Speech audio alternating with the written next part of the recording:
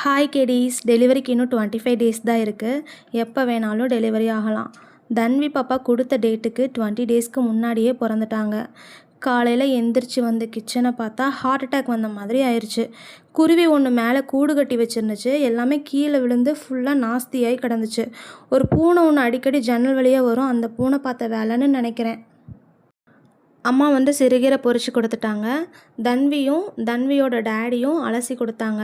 அது என்னமோ தெரியல, பெரிய குண்டாவில் தண்ணியை பிடிச்சி ஜலஜலன்னு அலசினாதான் மண்ணெல்லாம் வந்த மாதிரி இருக்குது.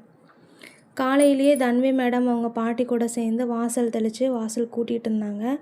என்னோடய வேலையும் மிச்சம் பண்ணி கொடுத்துட்டா. பார்க்கவே அழகாக இருக்குல்ல.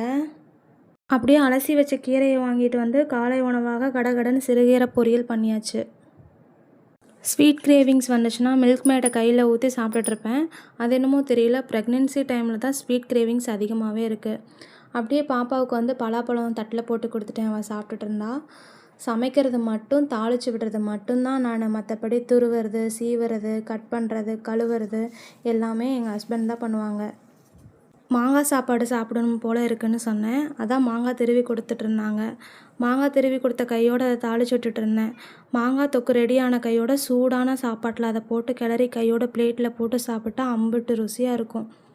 சாப்பிட்ட கையோடு எல்லாத்தையும் ஏறக்கட்டி எடுத்து வச்சுட்டு தன்வியோட பால்வாடிக்கு கிளம்பியாச்சு.